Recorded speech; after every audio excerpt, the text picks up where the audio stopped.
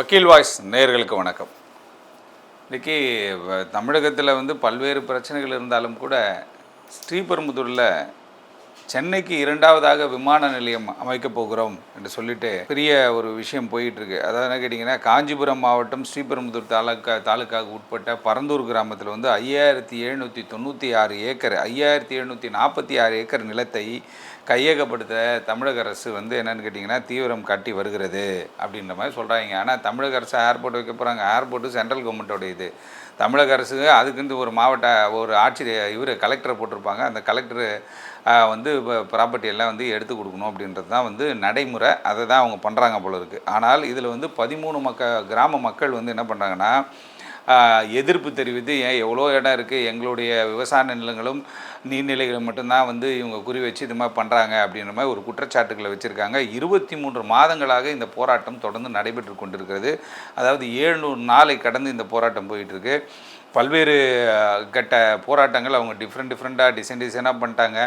அதாவது என்ன கேட்டிங்கன்னா, அங்கே இருக்கிற மாவட்ட ஆட்சித்தலைவர் அலுவலகத்தை முற்றுகையிடுவது, அங்கே இருக்கக்கூடிய இந்த எவிக்ஷன் பண்ணக்கூடிய அதிகாரிகளை அவங்க முற்றுகையிடுவது, இப்படிலாம் பண்ணிட்டாங்க. அதே போல் நாடாளுமன்ற தேர்தலை பொறுத்தவரையில் அந்த தேர்தலை இந்த 13 கிராம மக்களும் என்ன கேட்டாங்கன்னா புறக்கணிச்சுட்டு அதில் குறிப்பாக பார்த்திங்கன்னா பொடாவூர், சிறுவள்ளூர், நெல்வாய், எடையார்குப்பம், வளத்தூர் உள்ளிட்ட கிராமங்கள் நிலையெடுப்பு பணிகளை தீவிரப்படுத்திக்கிட்டு இருக்காங்க. இப்போ அதனால் அங்கே மக்கள் நாங்கள் எங்கே போகிறது அப்படின்னு சொல்லி 700 நாளாக பல்வேறு போராட்டங்களை அவங்க முன்னெடுத்து நடத்தினாங்க. இருந்தாலும் பல்வேறு சமூக ஆர்வலர்கள் அங்கே அந்த போராட்டத்திற்கு ஆதரவு தெரிவித்தார்கள். பல்வேறு சமூக ஆர்வலர்கள் என்னென்னு கேட்டிங்கன்னா, இந்த போராட்டம் தொடரும், இந்த போராட்டம் மக்களுக்கான போராட்டம் அப்படின்லாம் சொல்லிட்டு இருந்தாங்க. ஆகவே குறிப்பாக இன்றைக்கி இங்கேருந்து, அதாவது இன்டர்நேஷ்னல் ஏர்போர்ட் அப்படின்ற மாதிரி சொல்கிறாங்க. அதாவது வெளிநாடுகளுக்கு நீங்கள் போகணும் அப்படின்னு கேட்டிங்கன்னா பரந்தூரில் அமையப்போகிற அந்த விமான நிலையம் விமான நிலையத்தை தான் நீங்கள் ரீச் பண்ணி அங்கேருந்து போக முடியும் அப்படின்ற மாதிரி சொல்லியிருக்காங்க. அதுவும் இல்லாமல் இந்த குறிப்பிட்ட பரந்தூர் பகுதி ஸ்ரீபெரும்புதூர் தாலுக்காவிற்கு உட்பட்ட பகுதி அது பார்த்தா காங்கிரஸ் கட்சியினுடைய மாநில தலைவராக இருக்கக்கூடிய அருமை சகோதரர் செல்வ பெருந்தகை அவர்களுடைய தொகுதிக்குள்ளே வருது. அவர் தான் அந்த சட்டமன்ற தொகுதியினுடைய எம்எல்ஏ. அப்படின்னும் போது அவரும் நான் இதை பல முறை நான் சட்டமன்றத்தில் இது குறித்து நான் பேசியிருக்கிறேன். சட்டமன்றத்தில் இப்படிப்பட்ட ஒரு சிக்கலான ஒரு சூழலை மக்கள் அனுபவித்து கொண்டிருக்கிறார்கள். தொடர்ச்சியாக போராட்டம் நடக்குது. நிறைய பேர் கைது நடுவில் கூட ஒரு பெரிய பஞ்சாயத்து ஆச்சு.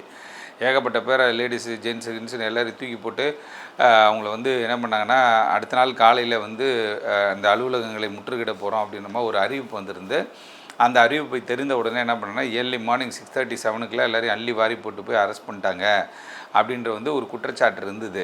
அதுக்கப்புறம் அவர்கள் பல்வேறு வழக்குகள்லையும் இது சம்பந்தமாக, இந்த ப்ரொட்டஸ்ட் சம்பந்தமாக பல்வேறு குற்றச்சாட்டுகள் அவர்கள் மீது வைக்கப்பட்டிருந்தாலும் கூட இன்றைக்கி தொடர்ச்சியாக பல்வேறு விஷயங்களை அவங்க செஞ்சிட்ருக்காங்க. அதனுடைய எக்ஸ்ட்ரீம் எண்டுக்கு அவங்க இப்போ போயிட்டாங்க. என்னென்னு கேட்டால், ஆந்திராவிற்கு நாங்கள் அகதிகளாக போகிறோம், நாங்கள் எங்கள் இருக்கவே பிடிக்கல அப்படின்னு சொல்லிட்டு ஒரு கட்டத்தில் அவங்க என்ன பண்ணுறாங்கன்னா, ரேஷன் அட்டையெல்லாம் திருப்பி கொடுத்துருட்டாங்க, ஆதார் கார்டு, ஓட்டர் ஐடியெல்லாம் திருப்பி கொடுக்குறேன்னாங்க.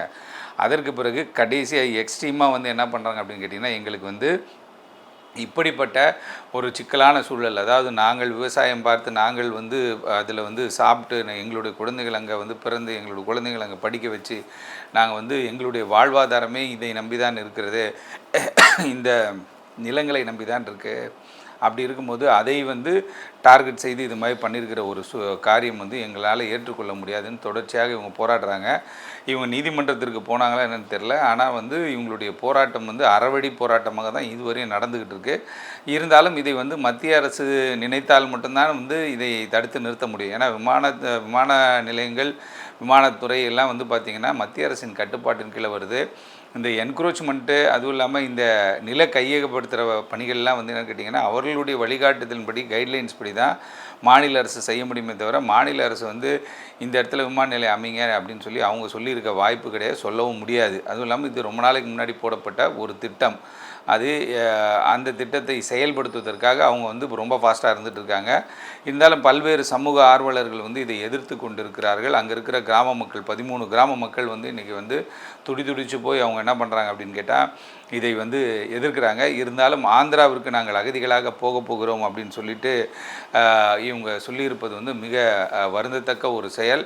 இருந்தாலும் அவர்களுடைய மக்களுடைய மனநிலை, மக்களுடைய அவங்களுடைய பல்ஸு, இதை மக்களுடைய தேவை இதெல்லாம் மாற்றிடம் கொடுக்கப்படலாம், மாற்று யோசனைகள் சொல்லப்படலாம். ஆனால் வந்து மக்களுடைய அவங்களுடைய எண்ணம் என்ன என்பதை புரிந்து கொண்டு தான் வந்து மத்திய அரசு இது மாதிரியான திட்டங்களை அறிவித்திருக்க வேண்டும். இருந்தாலும் கூட சட்ட ரீதியான போராட்டம் மட்டுமே இதில் வெற்றியை தர முடியுமே தவிர ஃபால்ஸாக ப்ராமிஸ் பண்ணி அவங்கள வந்து பூஸ்டப் பண்ணி அவங்கள வந்து ராங்காக கைட் பண்ணுற மாதிரி இருந்துச்சுன்னா இது வந்து இந்த போராட்டம் வந்து வெற்றி பெறுமா அப்படின்றது ஒரு சந்தேகம் ஏற்படுது. ஆகவே மத்திய அரசும் மாநில அரசும் தெளிவாக முடிவெடுத்து இது மாதிரி மக்களுடைய பிரச்சனை தொடர்ச்சியாக இப்படி இருக்கிறது அப்படின்றதுக்காக ஏதாவது ஒரு நல்ல வழி இவர்களுக்கு காட்டுவார்கள் என்று நாம் நம்புவோம். நன்றி, வணக்கம்.